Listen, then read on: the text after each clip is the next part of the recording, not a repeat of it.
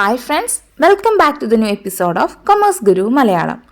Last ക്ലാസ്സിൽ നമ്മൾ +1 accountancy chapter 4 recording of transaction 2-ലെ ക്യാഷ് ബുക്കിനെ കുറിച്ചും അതുപോലെ സിംഗിൾ കോളം ക്യാഷ് ബുക്കിനെ കുറിച്ചും ഡീറ്റെയിൽ ആയി ഡിസ്കസ് ചെയ്യുകയുണ്ടായി. അപ്പോൾ നിങ്ങൾ ആ വീഡിയോ കണ്ടിട്ടില്ലെങ്കിൽ അതിൻ്റെ ലിങ്ക് ഞാൻ ഡിസ്ക്രിപ്ഷൻ ബോക്സിൽ കൊടുക്കാം. അതുപോലെ തന്നെ +1 അക്കൗണ്ടൻസി ഫസ്റ്റ് ചാപ്റ്റർ മുതലുള്ള വീഡിയോസിൻ്റെ പ്ലേലിസ്റ്റ് നമ്മൾ ക്രിയേറ്റ് ചെയ്തിട്ടുണ്ട്. അപ്പോൾ അതിൻ്റെ ലിങ്ക് ഞാൻ ഡിസ്ക്രിപ്ഷൻ ബോക്സിൽ കൊടുക്കുന്നതായിരിക്കും. അപ്പോൾ കാണാത്തവരുണ്ടെങ്കിൽ ജസ്റ്റ് ഒന്ന് കയറി കാണാം. അപ്പോൾ ഇനി നമ്മൾ ഡിസ്കസ് ചെയ്യാൻ പോകുന്നത് ക്യാഷ് ബുക്കിലെ മറ്റൊരു ക്ലാസിഫിക്കേഷനായ ഡബിൾ കോളം ക്യാഷ് ബുക്കിനെ കുറിച്ചിട്ടാണ്. അപ്പോൾ എന്താണ് ഡബിൾ കോളം ക്യാഷ് ബുക്ക് എന്ന് നമുക്ക് ഡീറ്റെയിൽഡ് ആയിട്ട് ഈ ക്ലാസ്സിൽ ഡിസ്കസ് ചെയ്യാം.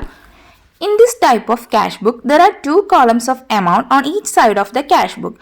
അപ്പോൾ ഇങ്ങനെയുള്ള ക്യാഷ് ബുക്കിൽ, അതായത് ഡബിൾ കോളം ക്യാഷ് ബുക്കിലെ എമൗണ്ടിന് 2 കോളംസ് ഉണ്ടായിരിക്കും. റെസീപ്റ്റ് സൈഡിലും പേയ്മെൻറ്റ് സൈഡിലും 2 കോളംസ് ഉണ്ടായിരിക്കും. അപ്പോൾ നമ്മൾ സിംഗിൾ കോളം ക്യാഷ് ബുക്കിൽ ഒരു എമൗണ്ട് കോളം ആയിരുന്നെങ്കിൽ ഡബിൾ കോളം ക്യാഷ് ബുക്കിലെ 2 സൈഡിലും, ഡെബിറ്റ് സൈഡിലും ക്രെഡിറ്റ് സൈഡിലും 2 എമൗണ്ട് കോളംസ് ഉണ്ടായിരിക്കും. അപ്പോൾ ഇന്നത്തെ കാലത്ത് നമുക്കറിയാം, നമ്മളായാലും കൂടുതൽ ട്രാൻസാക്ഷൻസ് ബാങ്ക് വഴിയായിട്ടാണ് ചെയ്യുക. ബാങ്ക് ട്രാൻസാക്ഷൻസ് ഇന്നത്തെ കാലത്ത് കൂടുതലാണ് അല്ലേ.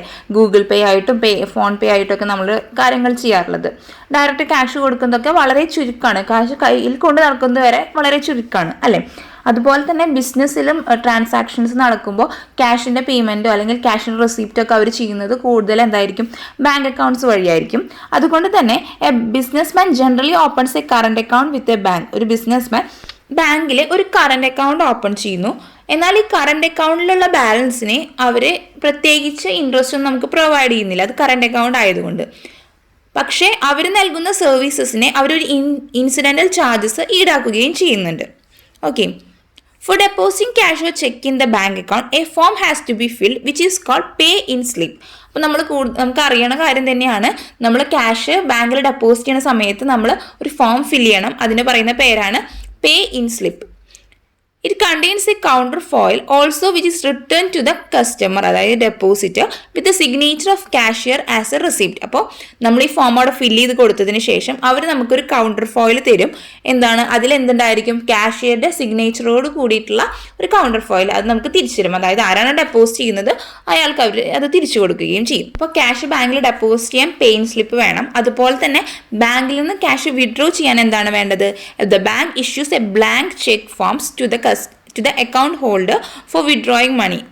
ക്യാഷ് വിഡ്രോ ചെയ്യാൻ വേണ്ടിയിട്ട് ഒരു ബ്ലാങ്ക് ചെക്ക് അവർ നമുക്ക് നൽകാറുണ്ട്. നമുക്ക് അറിയുന്ന കാര്യം തന്നെയാണ്, ചെക്ക് നമുക്ക് അവർ നൽകാറുണ്ട്. The depositor writes the name of the party to whom the payment is to be made after the word pay printed on the cheque. ചെക്കിൽ നോക്കുമ്പോൾ അതിൽ പേ എന്നൊരു പേ എന്ന് പ്രിന്റ് ചെയ്തിരിക്കുന്നത് കാണാം. അപ്പോൾ അതിൻ്റെ അപ്പുറത്ത് ആർക്കാണോ ഈ ഡെപ്പോസിറ്റ് കാശ് കൊടുക്കാൻ ഉദ്ദേശിക്കുന്നത് അയാളുടെ പേര് നമ്മൾ ആ പേ എന്നതിന് ശേഷം എഴുതാറുണ്ട്.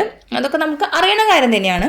അതുപോലെ തന്നെ cheque forms have a printed word bearer which means payment is to be made to the person whose name has been written after the words pay or the bearer of the cheque. അപ്പോൾ cheque ഫോംസിൽ നമ്മൾ കണ്ടിട്ടുണ്ടായിരിക്കും bearer എന്ന് പറഞ്ഞൊരു word നമുക്ക് കാണാൻ സാധിക്കും. അപ്പം നമ്മൾ പേയ്മെൻറ്റ് കൊടുക്കുന്നത് ബാങ്കിൽ ചെക്കായിട്ട് ആരാണോ വരുന്നത്, അല്ലെങ്കിൽ അതാണ് ബാരർ ഉദ്ദേശിക്കുന്നത്. ആ ചെക്ക് വഹിക്കുന്ന ആളെയാണ് ബാരർ എന്ന് ഉദ്ദേശിക്കുന്നത്. അല്ലെങ്കിൽ പേ എന്ന് എഴുതിയതിനു ശേഷം ആരുടെ പേരാണോ എഴുതിയിരിക്കുന്നത് അയാൾക്കോ, അല്ലെങ്കിൽ ആരാണോ ചെക്ക് കൊണ്ടുവരുന്നത് അവർക്കായിരിക്കും ബാങ്കിൽ നിന്ന് പേയ്മെൻറ്റ് നൽകുന്നത്. അതുപോലെ തന്നെ when the word bearer is struck off by a line, the check becomes an order check. എന്നാൽ ചില കേസസിലെ ചെക്കിലെ ബാരർ എന്ന് പറഞ്ഞ വേർഡ് നമ്മൾ വെട്ടിയിരിക്കുന്നതായിട്ട് കാണുകയാണെന്നുണ്ടെങ്കിൽ ആ ചെക്കിനെ എന്താണ് വിളിക്കുക, ഓർഡർ ചെക്ക്. അതായത് ഇങ്ങനെ വെട്ടിയിരിക്കുന്നത് കാണുന്നുണ്ടെങ്കിൽ അതിൻ്റെ അർത്ഥം എന്താണ്, ആർക്കാണോ ഈ ചെക്ക് നൽകിയിട്ടുള്ളത്, അതായത് പേ എന്ന് പറഞ്ഞിട്ട് ആർക്കാണോ നൽകിയിട്ടുള്ളത് അയാൾക്കോ, അല്ലെങ്കിൽ അയാൾ ഓർഡർ ചെയ്തിട്ട് പ്രോപ്പർ ഐഡന്റിഫിക്കേഷൻ ആയിട്ട് വരുന്നത്, അതായത് അയാൾ പറഞ്ഞിട്ട് തെളിവുകളും അയാൾ പറഞ്ഞിട്ടാണ് വരുന്നത് എന്നതിൻ്റെ തെളിവുകളുമായിട്ട് വരുന്ന ഒരാൾക്ക് മാത്രമേ ബാങ്ക് ഈ എമൗണ്ട് പേ ചെയ്യുകയുള്ളൂ. ഓക്കെ. അതുപോലെ അടുത്തത് പറയുന്നതാണ് ക്രോസ് ചെക്ക് എന്ന് വെച്ചാൽ the cheque are generally crossed in practice. സാധാരണ ചെക്ക് ക്രോസ് ചെയ്യുക എന്നൊരു കാര്യം ചെയ്യാറുണ്ട്. എന്താണ് അതെന്ന് വെച്ചാൽ ഈ payment of crossed cheque cannot be made directly to the party on the counter. അപ്പോൾ ഈ ചെക്കിൽ 2 ലൈൻ വരച്ചിട്ട് രണ്ട് ലൈൻ പാരൽ ലൈൻസ് വരച്ചത് കാണുകയാണെന്നുണ്ടെങ്കിൽ അതിൻ്റെ അർത്ഥം എന്താണ്, ആ ചെക്ക് ക്രോസ്ഡ് ആണെന്നാണ്. ഓക്കെ, അങ്ങനെയുള്ള ചെക്കായിട്ടാണ് ഒരാൾ വരുന്നതെങ്കിൽ അയാൾക്ക് നമുക്ക് ഡയറക്റ്റ് ബാങ്കിൽ പോയാൽ നമ്മൾ എന്ത് ചെയ്യും, നമ്മുടെ ബാങ്കിന്റെ ക്യാഷ് കൗണ്ടറിൽ പോയാൽ നമുക്ക് പേയ്മെന്റ് ലഭിക്കും. പക്ഷേ ക്രോസ് ചെയ്ത ചെക്കാണെന്നുണ്ടെങ്കിൽ അതിന് ഡയറക്റ്റ് പേയ്മെന്റ് ലഭിക്കില്ല. അത് അവിടെ എന്താണ് ചെയ്യുന്നത്, it is paid only through ബാങ്കിൽ നിന്ന് ഒന്നെങ്കിൽ മറ്റൊരു ബാങ്കിലേക്കോ അല്ലെങ്കിൽ ആ ബാങ്കിലുള്ള അയാളുടെ അക്കൗണ്ടിലേക്കോ ആയിരിക്കും ഈ എമൗണ്ട് ട്രാൻസ്ഫർ ആകുക. ഡയറക്റ്റ് പേയ്മെന്റ് നമുക്ക് അത് ലഭിക്കില്ല. പാരലൈൻസ് വരച്ച് ആ ചെക്ക് ക്രോസ് ചെയ്തിട്ടുള്ള അവസ്ഥയാണെന്നുണ്ടെങ്കിൽ.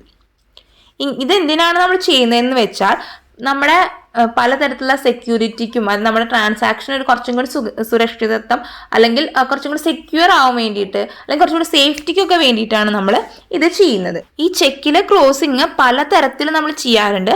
അതിൽ ഒരെണ്ണാണ് അക്കൗണ്ട് പേ ഓൺലി ക്രോസിങ്. അതെന്താണെന്ന് വെച്ചാൽ in case of an account pay only crossing the amount of the cheque can be deposited only in the account of the person whose name appears on the cheque. അപ്പോൾ account pay only crossing എന്ന് വെച്ചാൽ 2 പാരലൈൻ ചെക്കിൽ നമ്മൾ വരച്ചിട്ട് അതിൻ്റെ ഉള്ളിൽ നമ്മൾ എഴുതാണ് account pay only. അങ്ങനെ എഴുതിയിട്ട് ക്രോസ് ചെയ്യുന്ന ചെക്സ് ആണെന്നുണ്ടെങ്കിൽ ആ ചെക്കിലെ എമൗണ്ട് നമുക്ക് ആരുടെ പേരാണോ പേ എന്ന് പറഞ്ഞിട്ട് എഴുതിയിട്ടുള്ളത് അയാളുടെ ബാങ്ക് അക്കൗണ്ടിലേക്ക് മാത്രമേ ആ എമൗണ്ട് ഡെപ്പോസിറ്റ് ചെയ്യാനായിട്ട് സാധിക്കുള്ളൂ. ഓക്കെ, ഇനി മറ്റൊരു ക്രോസിംഗ് ആണ് സ്പെഷ്യൽ ക്രോസിംഗ്. അതെന്താണെന്ന് വെച്ചാൽ when the name of the bank is written between 2 parallel lines it becomes a special crossing and the payment can be made only to the bank whose name has been written between 2 lines. അപ്പോൾ special crossing ആണെന്നുണ്ടെങ്കിൽ അതിലെന്താണ് സംഭവിക്കുന്നത്, 2 parallel ലൈനിന്റെ ഇടയിൽ നമ്മൾ ഒരു ബാങ്കിന്റെ പേര് എഴുതി വെച്ചിരിക്കുകയാണ്. അങ്ങനെയുള്ള സിറ്റുവേഷനിലാണെന്നുണ്ടെങ്കിൽ ആ പേയ്മെന്റ് എങ്ങനെയാണ് നടക്കുള്ളൂ, ഏത് ബാങ്കിന്റെ പേരാണോ നമ്മൾ എഴുതിയിട്ടുള്ളത് ആ ബാങ്കിലേക്ക് മാത്രമേ നമുക്ക് എന്ത് ചെയ്യാൻ പറ്റുള്ളൂ, എമൗണ്ട് ഡെപ്പോസിറ്റ് അല്ലെങ്കിൽ പേയ്മെന്റ് നടത്താനായിട്ട് സാധിക്കുള്ളൂ. ഓക്കെ, അതുപോലെ തന്നെ ചില കേസസിൽ എന്താ സംഭവിക്കാന്ന് വെച്ചാൽ ഈ cheque can be transferred by the pay to another person if it is not crossed account pay only. Account pay only എന്ന് പറഞ്ഞിട്ട് ആ ചെക്കിന്റെ മുകളിൽ ക്രോസ് ചെയ്തിട്ടില്ല എന്നുണ്ടെങ്കിൽ ആ പേയ്ക്ക്, അതായത് ആർക്കാണോ നമ്മൾ ചെക്ക് പേ ചെയ്യാമെന്ന് പറഞ്ഞിട്ട് പേ എന്ന് പറഞ്ഞിട്ട് പേര് എഴുതിയിട്ടുള്ളത് അയാൾക്ക് ആ ചെക്ക് മറ്റൊരാൾക്ക് ട്രാൻസ്ഫർ ചെയ്യാനായിട്ട് സാധിക്കും. അങ്ങനെയാണെന്നുണ്ടെങ്കിൽ അങ്ങനെ ട്രാൻസ്ഫർ ചെയ്ത ഒരു ബയറൽ ചെക്ക് ആണെന്നുണ്ടെങ്കിൽ അയാൾക്ക് ജസ്റ്റ് ഒരു ഡെലിവറി വഴി, അതായത് ചെക്കും കൊണ്ട് ബാങ്കിലേക്ക് ചെന്നാൽ അയാൾക്ക് എമൗണ്ട് ലഭിക്കുന്നതാണ്.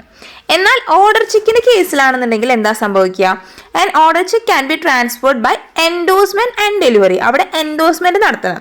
എൻഡോഴ്സ്മെന്റ് എന്ന് വെച്ചാൽ writing of instruction to pay cheque to a particular person and signing it on the back of the check.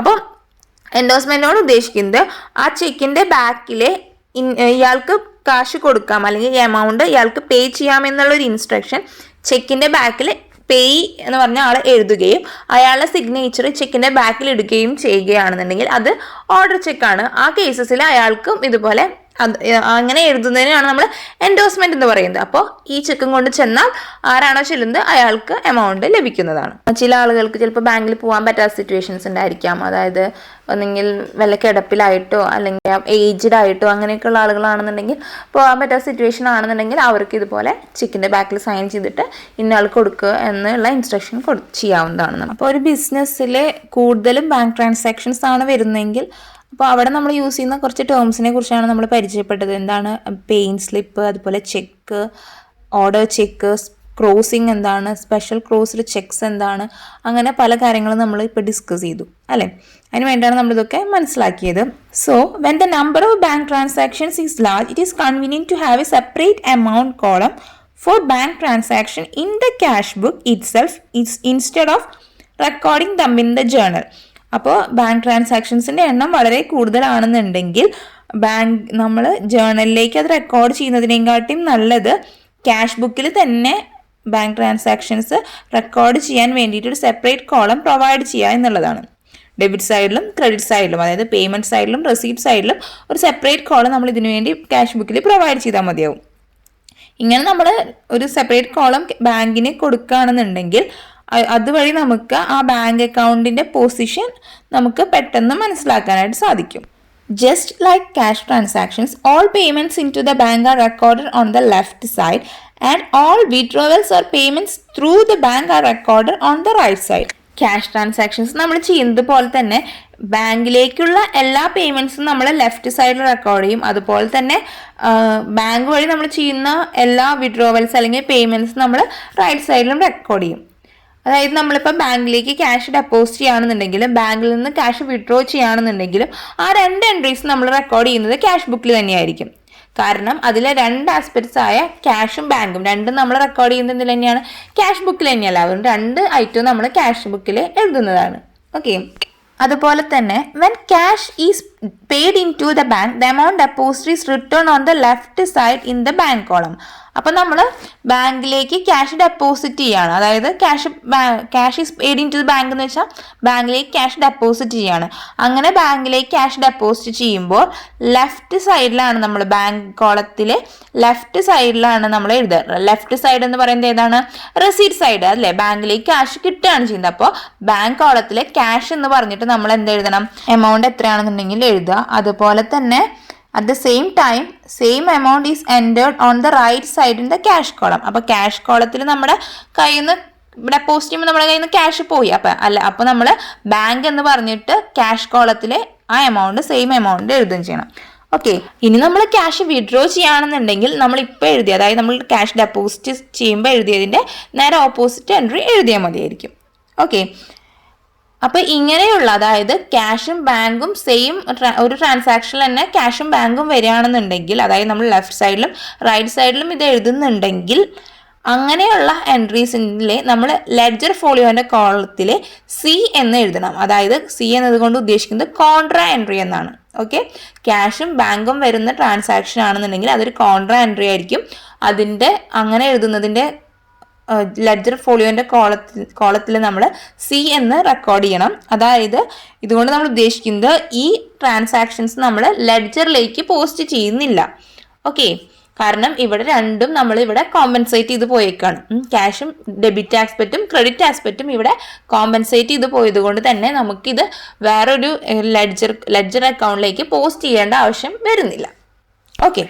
ഇനി നമ്മൾ ബാങ്ക് കോളം ബാലൻസ് ചെയ്യുന്ന സിറ്റുവേഷൻ ആണെന്നുണ്ടെങ്കിൽ അത് ക്യാഷ് കോളം എങ്ങനെയാണോ നമ്മൾ ബാലൻസ് ചെയ്തത് അതുപോലെ തന്നെയാണ് ബാങ്ക് കോളം ബാലൻസ് ചെയ്യുക. നമ്മൾ ലാസ്റ്റ് ക്ലാസ്സിൽ ബാങ്ക് കോളം ബാലൻസ് ചെയ്യുന്നതൊക്കെ ഡിസ്കസ് ചെയ്തിട്ടുണ്ടായിരുന്നു. അപ്പോൾ നിങ്ങൾ വീഡിയോ കണ്ടിട്ടില്ലെങ്കിൽ ലിങ്ക് ഡിസ്ക്രിപ്ഷൻ ബോക്സിൽ ഉണ്ടാകും കേട്ടോ. However, in the bank column, there can be credit balance also because of overdraft taken from the bank. അപ്പോൾ നമ്മൾ ബാങ്കിൽ നിന്ന് ഓവർഡ്രാഫ്റ്റ് എങ്ങാനും എടുത്തിട്ടുള്ള സിറ്റുവേഷൻ ആണെന്നുണ്ടെങ്കിൽ ആ സമയത്ത് ബാങ്ക് കോളത്തിൽ ക്രെഡിറ്റ് ബാലൻസ് കാണിക്കാറുണ്ട്. നോർമലി നമുക്കറിയാം ക്യാഷ് കോളത്തിനും ബാങ്ക് കോളത്തിനൊക്കെ, അതായത് ക്യാഷ് അക്കൗണ്ടിനും ബാങ്ക് അക്കൗണ്ടിനൊക്കെ ഡെബിറ്റ് ബാലൻസ് ആണ് ഉണ്ടാകാറുള്ളത്. Overdraft is A situation when cash withdrawn from the bank exceeds the amount of deposit. നമ്മൾ ഡെപ്പോസിറ്റ് ചെയ്ത എമൗണ്ടിനെക്കാട്ടും കൂടുതൽ ആണ് നമ്മൾ വിഡ്രോ ചെയ്യുന്നതെങ്കിൽ, ബാങ്കിൽ നിന്ന് നമ്മൾ വിഡ്രോ ചെയ്യുന്നതെങ്കിൽ ആ സിറ്റുവേഷനാണ് നമ്മൾ ഓവർഡ്രാഫ്റ്റ് എന്ന് പറയുക. അങ്ങനെ എല്ലാവർക്കും ബാങ്കിൽ നിന്ന് ഓവർഡ്രാഫ്റ്റ് ചെയ്യാനുള്ള ഫെസിലിറ്റീസ് ഉണ്ടാകില്ല. അതിന് ചില ടേംസും കണ്ടീഷൻസും ഒക്കെ ബാങ്ക് പറയുന്നുണ്ടായിരിക്കും. അതൊക്കെ ഫുൾഫിൽ ചെയ്യുന്നവർക്ക് മാത്രമേ ഇങ്ങനെ ഓവർഡ്രാഫ്റ്റ് എടുക്കാനുള്ള ഫെസിലിറ്റി ഉണ്ടാവുള്ളൂ. Entries in respect of cheque received should be made in the bank column of cash book. അപ്പോൾ നമുക്ക് ചെക്ക് റിസീവ് ചെയ്യുകയാണെന്നുണ്ടെങ്കിൽ അതിനനുസരിച്ചുള്ള എൻട്രി നമ്മൾ ക്യാഷ് ബുക്കിലെ ബാങ്ക് കോളത്തിൽ കാണിച്ചിരിക്കണം. ചെക്ക് റിസീവ് ചെയ്താൽ നമ്മൾ അത് അന്നത്തെ ദിവസം ഞാൻ ചിലപ്പോൾ ബാങ്കിൽ ഡെപ്പോസിറ്റ് ചെയ്യാം, ചിലപ്പോൾ നമ്മൾ പിറ്റേ ദിവസമായിരിക്കാം നമ്മൾ, അല്ലെങ്കിൽ മറ്റൊരു ദിവസമായിരിക്കാം ബാങ്കിൽ ഡെപ്പോസിറ്റ് ചെയ്യുന്നുണ്ടായിരിക്കും. In case it is deposited on the same day the amount is recorded in the bank column of the cash book on the receipt side. അപ്പോൾ നമുക്ക് ചെക്ക് റിസീവ് ചെയ്ത ദിവസം തന്നെയാണ് നമ്മൾ ബാങ്കിൽ അതുകൊണ്ട് ഡെപ്പോസിറ്റ് ചെയ്യുന്നതെങ്കിൽ, ആ ചെക്ക് കൊടുക്കുന്നതെങ്കിൽ ആ അന്നത്തെ ദിവസം നമ്മൾ എഴുതേണ്ടത് ക്യാഷ് ബുക്കിൽ എങ്ങനെയാണ് എഴുതുക? ക്യാഷ് ബുക്കിൻ്റെ റെസീറ്റ് സൈഡിൽ ബാങ്ക് കോളത്തിൽ നമ്മൾ ആ എമൗണ്ട് കാണിക്കും. എന്നാൽ if the cheque is deposited on another day, മറ്റൊരു ദിവസമാണ് നമുക്ക് ചെക്ക് ലഭിച്ചത് ഇന്നാണെന്നുണ്ടെങ്കിലും വേറൊരു ദിവസം അല്ലെങ്കിൽ പിറ്റേ ദിവസമൊക്കെയാണ് നമ്മൾ ആ ചെക്ക് ബാങ്കിൽ കൊണ്ടുപോയി ഡെപ്പോസിറ്റ് ചെയ്യുന്നതെങ്കിൽ നമുക്ക് ചെക്ക് റിസീവ് ചെയ്ത ദിവസം നമ്മൾ ആ ഡേറ്റിൽ ആ റിസീവ് ചെയ്ത ചെക്കിനെ ക്യാഷ് റിസീവ്ഡ് ആയിട്ട് കണ്ടിട്ട് അതിനെ നമ്മൾ ക്യാഷ് ബുക്കിൻ്റെ റെസീറ്റ് സൈഡിലെ ക്യാഷ് കോളത്തിലെ എമൗണ്ട് കാണിക്കുന്നു. ഓക്കെ, റെസീറ്റ് സൈഡിലെ ക്യാഷ് കോളത്തിലെ എമൗണ്ട് നമ്മൾ കാണിക്കുന്നു. ഇനി നമ്മൾ എന്നാണോ ഈ ചെക്ക് ബാങ്കിൽ കൊണ്ടുപോയി ഡെപ്പോസിറ്റ് ചെയ്യുന്നത് ആ ദിവസം ഇത് shown in the bank column on receipt. Bank കോളത്തിലെ എന്ന് വെച്ചാൽ റെസീറ്റ് സൈഡിൽ ബാങ്ക് കോളത്തിൽ നമ്മൾ എമൗണ്ട് കാണിക്കും. അതുപോലെ തന്നെ ക്യാഷ് കോളത്തിൽ അത് പേയ്മെൻ്റ് ആയിട്ടും കാണിക്കും.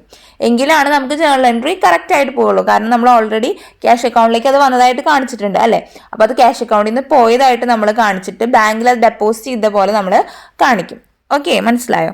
ഇതിനെയാണ് നമ്മൾ കോൺട്രാ എൻട്രി എന്ന് പറയുന്നത്. കാരണം നമ്മൾ ബാങ്കിലേക്കും ക്യാഷ് അക്കൗണ്ടിലേക്കും രണ്ടിലേക്കും എന്ത് വന്നിട്ടുണ്ട്, എൻട്രീസ് വന്നിട്ടുണ്ട്.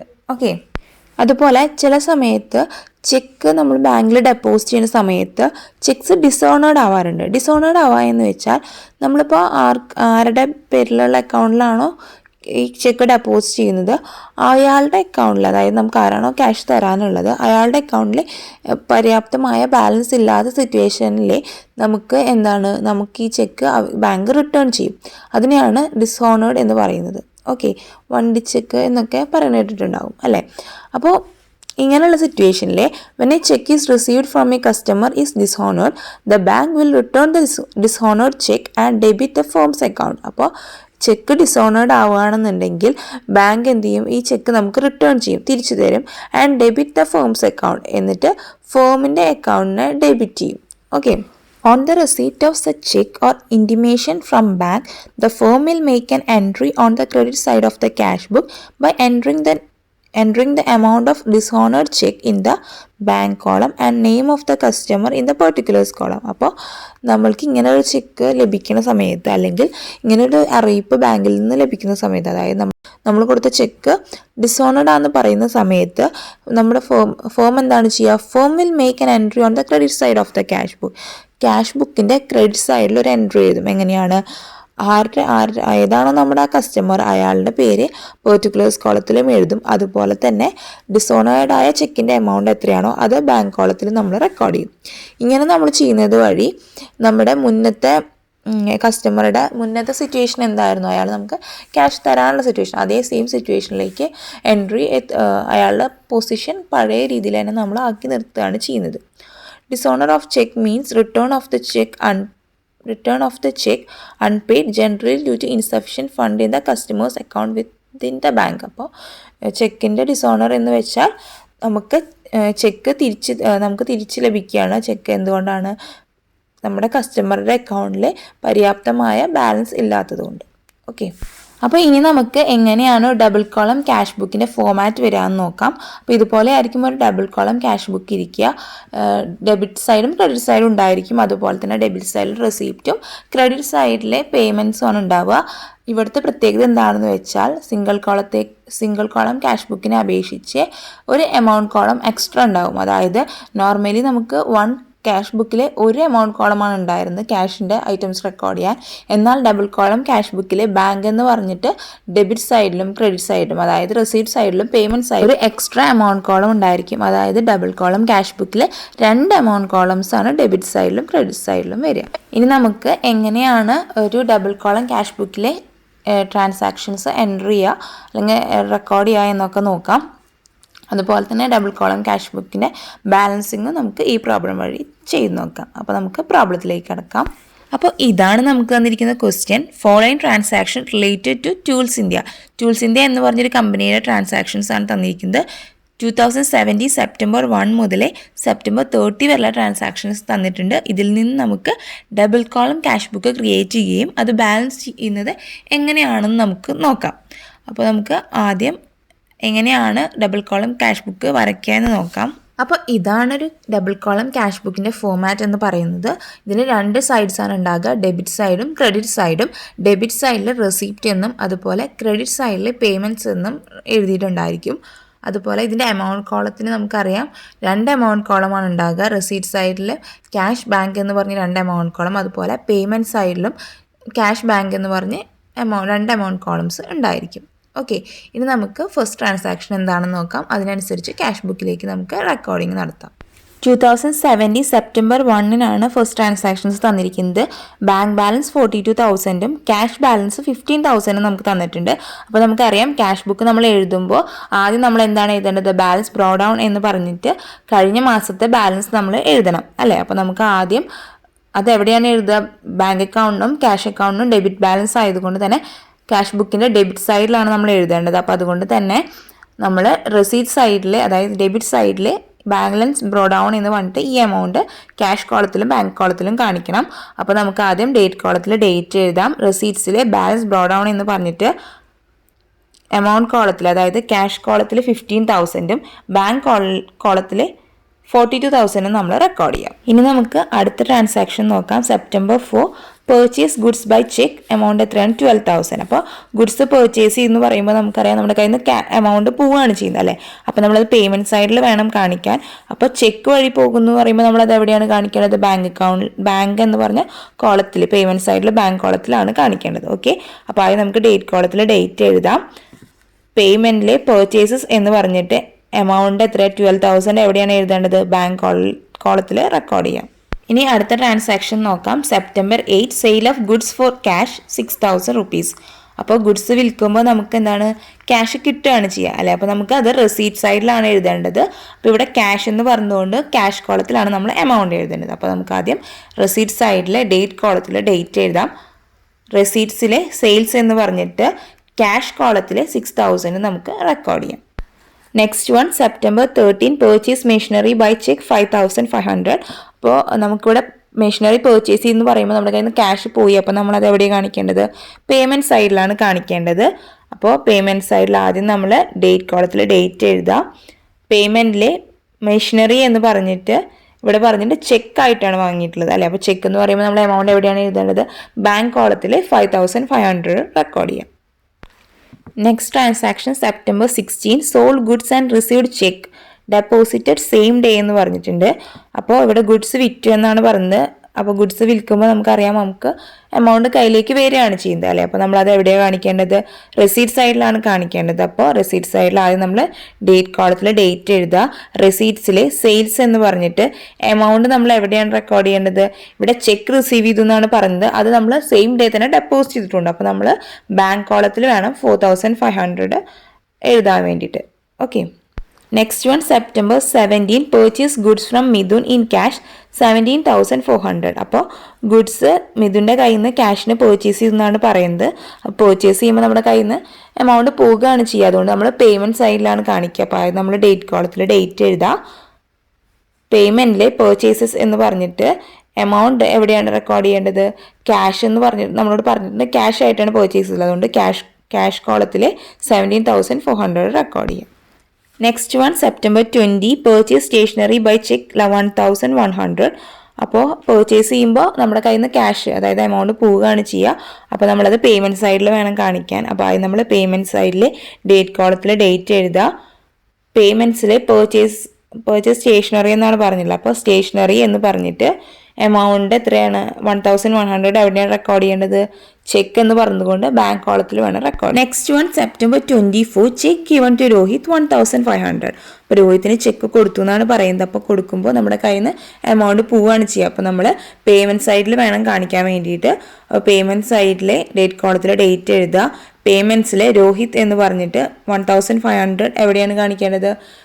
ബാങ്ക് കോളത്തിൽ, കാരണം ചെക്ക് എന്ന് ഇവിടെ പറഞ്ഞുകൊണ്ട് ബാങ്ക് കോളത്തിൽ നമ്മൾ കാണിക്കുക. Next one September 27 cash withdrawn from bank 10,000. അപ്പോൾ ബാങ്കിൽ നിന്ന് ക്യാഷ് വിഡ്രോ ചെയ്തെന്നാണ് പറയുന്നത്. അപ്പോൾ നമുക്കറിയാം ഇവിടെ രണ്ട് ക്യാഷിനെയും ബാങ്കിനെയും ഇത് എഫക്റ്റ് ചെയ്തിട്ടുണ്ട്. അതുകൊണ്ട് തന്നെ രണ്ട് സൈഡിലും നമ്മളത് റെക്കോർഡ് ചെയ്യണം. ഓക്കെ, അപ്പോൾ നമുക്ക് ആദ്യം ബാങ്കിൽ നിന്ന് ക്യാഷ് വിഡ്രോ ചെയ്യുന്ന പറഞ്ഞാൽ പിൻവലിക്കുക. അപ്പോൾ ബാങ്കിൽ നിന്ന് എമൗണ്ട് പോയി. അപ്പോൾ നമ്മളത് എവിടെ കാണിക്കേണ്ടത്? പേയ്മെൻറ്റ് സൈഡിലെ എമൗണ്ട് ബാങ്ക് കോളത്തിലെ എമൗണ്ട് കാണിച്ചിട്ട് പേയ്മെൻറ്റ്സിൽ നമ്മൾ ക്യാഷ് എന്ന് പറഞ്ഞ് കാണിക്കണം. അതുപോലെ തന്നെ ഇവിടെ ക്യാഷ് നമുക്ക് ലഭിക്കുകയാണ്, ബാങ്കിൽ നിന്ന് വിഡ്രോ ചെയ്യുമ്പോൾ ക്യാഷ് നമുക്ക് ലഭിക്കുകയാണല്ലോ ചെയ്യണം. അപ്പോൾ നമ്മൾ റെസീറ്റ് സൈഡിൽ ബാങ്ക് എന്ന് പറഞ്ഞിട്ട് ക്യാഷ് കോളത്തിൽ എമൗണ്ടും കാണിക്കണം. ഓക്കെ, അപ്പോൾ നമുക്ക് എഴുതാം. പേയ്മെൻറ്റ് സൈഡിലായി നമ്മൾ ഡേറ്റ് കോളത്തിൽ ഡേറ്റ് എഴുതുന്നു. പേയ്മെൻറ്റ്സിലെ ക്യാഷ് എന്ന് പറഞ്ഞിട്ട് ബാങ്ക് കോളത്തിൽ 10,000 കാണിക്കുക. അതുപോലെ തന്നെ റെസീറ്റ് സൈഡിലെ ഡേറ്റ് കോളത്തിൽ ഡേറ്റ് എഴുതുക. ക്യാഷ് സെയിം ഡേറ്റ് തന്നെയാണ് എഴുതേണ്ടത്. അതുപോലെ റെസീപ്റ്റിലെ ബാങ്ക് എന്ന് പറഞ്ഞിട്ട് ക്യാഷ് കോളത്തിൽ 10,000 നമ്മൾ റെക്കോർഡ് ചെയ്യാം. ഓക്കെ, ഒരു സ്ഥലത്ത് ക്യാഷ് നമുക്ക് വന്നപ്പോൾ നമ്മൾ റെസീറ്റ് സൈഡിലും ബാങ്കിൽ നിന്ന് എമൗണ്ട് കുറഞ്ഞപ്പോൾ നമ്മളത് പേയ്മെൻറ്റ് സൈഡിലും കാണിച്ചു. അപ്പോൾ ഇതൊരു കോൺട്രാ എൻട്രിയാണ്. അതുകൊണ്ട് തന്നെ നമ്മളിത് ലെഡ്ജർ ഫോളിയോയിൽ സി എന്ന് പറഞ്ഞിട്ട് രണ്ട് സൈഡിലും, ഡെബിറ്റ് സൈഡിലും അതായത് പേയ്മെൻറ്റ് സൈഡിലും റെസീറ്റ് സൈഡിലും കാണിക്കണം, എഴുതണം. Okay, next one September 30 rent paid by cheque 2500. അപ്പോൾ 2500 റുപ്പീസിന് റെൻറ്റ് പേ ചെയ്യുന്നതാണ് പറയുന്നത്. അപ്പോൾ റെൻറ്റ് പേ ചെയ്യുമ്പോൾ നമുക്കറിയാം പേയ്മെൻറ്റ് സൈഡിലാണ് കാണിക്കുക. അപ്പോൾ പേയ്മെൻറ്റ് സൈഡിലായത് നമ്മൾ ഡേറ്റ് കോളത്തിൽ ഡേറ്റ് എഴുതാം. പേയ്മെൻറ്റ്സിൽ റെൻറ്റ് എന്ന് പറഞ്ഞിട്ട് എമൗണ്ട് കോളത്തിൽ 2400 കാണിക്കണം. അപ്പോൾ ഏതിലാണ് കാണിക്കുക? ചെക്ക് എന്ന് പറഞ്ഞുകൊണ്ട് നമ്മൾ ബാങ്ക് കോളത്തിൽ 2500 റെക്കോർഡ് ചെയ്യാം. സോ ഈ മന്തിലെ ലാസ്റ്റ് ട്രാൻസാക്ഷൻ ആണ് September 30 പെയ്ഡ് സാലറി 3500. അപ്പോൾ സാലറി പേ ചെയ്യുമെന്ന് പറയുമ്പോൾ നമ്മൾ പേയ്മെൻറ്റ് സൈഡിൽ വേണം കാണിക്കാൻ. ഇവിടെ ചെക്ക് എന്ന് പറയാത്തത് കൊണ്ട് തന്നെ അല്ലെങ്കിൽ ബാങ്ക് എന്നും പറയാത്തത് കൊണ്ട് തന്നെ നമ്മളത് ക്യാഷിൽ വേണം കാണിക്കാൻ വേണ്ടിയിട്ട്. അപ്പോൾ നമുക്ക് പേയ്മെൻറ്റ് സൈഡിൽ ആദ്യം ഡേറ്റ് കോളത്തിൽ ഡേറ്റ് എഴുതാം. പേയ്മെൻറ്റ്സിൽ സാലറി എന്ന് പറഞ്ഞിട്ട് ക്യാഷിൽ 3500 റെക്കോർഡ് ചെയ്യാം. അപ്പോൾ നമുക്ക് തന്നിരിക്കുന്ന എല്ലാ ട്രാൻസാക്ഷൻസും റെക്കോർഡ് ചെയ്തിരിക്കുകയാണ് ഡബിൾ കോളം ക്യാഷ് ബുക്കിലേക്ക്. ഇനി നമുക്കിത് ബാലൻസ് ചെയ്യണം. അപ്പോൾ ക്യാഷ് ബുക്ക് ബാലൻസ് ചെയ്യാൻ വേണ്ടിയിട്ട് ആദ്യം നമ്മൾ ഡെബിറ്റ് സൈഡിലെ ക്യാഷ് കോളത്തിലെയും ബാങ്ക് കോളത്തിലെയും എമൗണ്ടും അതുപോലെ ക്രെഡിറ്റ് സൈഡിലെ ക്യാഷ് കോളത്തിലെയും ബാങ്ക് കോളത്തിലെയും എമൗണ്ട് എന്ത് ചെയ്യണം? ആഡ് ചെയ്തിട്ട് ടോട്ടൽ എമൗണ്ട് കണ്ടുപിടിക്കണം രണ്ട് സൈഡിലെയും. അപ്പോൾ ആദ്യം നമുക്കൊന്ന് രണ്ട് സൈഡിലെയും ആഡ് ചെയ്തിട്ട് നോക്കാം. സോ ഞാൻ ക്യാഷ് ബുക്കിൻ്റെ ക്യാഷ് കോളം ഡെബിറ്റ് സൈഡിലെ ക്യാഷ് കോളം ടോട്ടൽ ചെയ്തപ്പോൾ എനിക്ക് 31,000 ആണ് കിട്ടിയത്. അത് ഞാൻ ജസ്റ്റ് പെൻസിൽ കൊണ്ട് റഫായിട്ടൊന്ന് എഴുതിയിടുന്നു. അതുപോലെ തന്നെ ബാങ്ക് കോളം ടോട്ടൽ ചെയ്തപ്പോൾ ഡെബിറ്റ് സൈഡിലെ 46,500 ഇതാണ് എനിക്ക് കിട്ടിയത്. അപ്പോൾ അത് ഞാൻ ജസ്റ്റ് ഒന്ന് റഫ് ചെയ്ത് എഴുതുന്നു. അതുപോലെ പേയ്മെൻറ്റ് സൈഡിലെ ക്യാഷ് കോളം ആഡ് ചെയ്തപ്പോൾ 20,900 ആണ് കിട്ടിയത്. അതുപോലെ ക്രെഡിറ്റ് സൈഡിലെ അതായത് പേയ്മെൻറ്റ് സൈഡിലെ ബാങ്ക് കോളം ആഡ് ചെയ്തപ്പോൾ 32,600 ആണ് ലഭിച്ചത്. അപ്പോൾ അതും ജസ്റ്റ് പെൻസിൽ കൊണ്ട് റഫായിട്ടൊന്ന് എഴുതിയിരുന്നു. ഇനി ഞാൻ എന്താ ചെയ്യുന്നത് വെച്ചാൽ ഇതിൽ ഏറ്റവും വലിയ എമൗണ്ട് ഏതാണ്? രണ്ട് ക്യാഷ് കോളത്തിലെയും ബാങ്ക് കോളത്തിലെയും ഏറ്റവും വലിയ എമൗണ്ട് ഏതാണെങ്കിൽ അത് ടോട്ടൽ എമൗണ്ട് ആയിട്ട് എടുത്ത് എഴുതാൻ പോവുകയാണ്. അപ്പോൾ ഇതിലെ വലുതെന്ന് പറയുന്നത് 31,000 ആണ് ക്യാഷ് കോളത്തിൽ വരുന്നത്. അപ്പോൾ രണ്ട് സൈഡിലും ഡെബിറ്റ് സൈഡിലും ക്രെഡിറ്റ് സൈഡിലും 31,000 എഴുതുക. അതുപോലെ തന്നെ ബാങ്ക് കോളത്തിൽ 46,500 ആണ് വരുന്നത്. അതും ടോട്ടൽ എമൗണ്ട് ആയിട്ട് എഴുതുന്നു. ഓക്കെ, അപ്പോൾ നമുക്ക് ഡെബിറ്റ് സൈഡിലും ക്രെഡിറ്റ് സൈഡിലും ടോട്ടൽ എമൗണ്ട് 31,000 ക്യാഷ് കോളത്തിലും 46,500 ബാങ്ക് കോളത്തിലും കിട്ടിയിട്ടുണ്ട്. എന്നാൽ നമുക്കറിയാം ക്രെഡിറ്റ് സൈഡിൽ ശരിക്കും നമുക്ക് എത്ര കിട്ടിയിട്ടുള്ളൂ? 20,900 കിട്ടിയിട്ടുള്ളൂ. അപ്പോൾ 20,900ഉം 31,000ഉം തമ്മിലുള്ള ഡിഫറൻസ് എമൗണ്ട്, ആ വ്യത്യാസമുള്ള എമൗണ്ടിനെ നമ്മൾ അടുത്ത മാസത്തേക്ക് അതായത് ബാലൻസ് ക്യാരി ഡൗൺ എന്ന് പറഞ്ഞിട്ട് നമ്മൾ കാണിക്കാം. ആ മാസത്തിൻ്റെ അവസാനത്തിൽ നമുക്കുള്ള ക്യാഷ് എത്രയാണെന്നാണ് അത് പറയുന്നത്.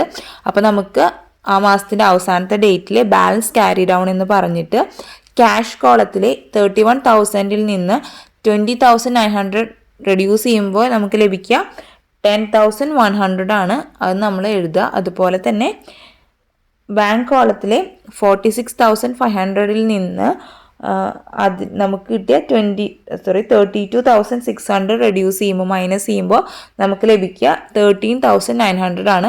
അതാണ് ഈ മാസം അവസാനിക്കുമ്പോൾ നമ്മുടെ കയ്യിലുള്ള ബാങ്കിലെ ബാലൻസ് എന്ന് പറയുന്നത്.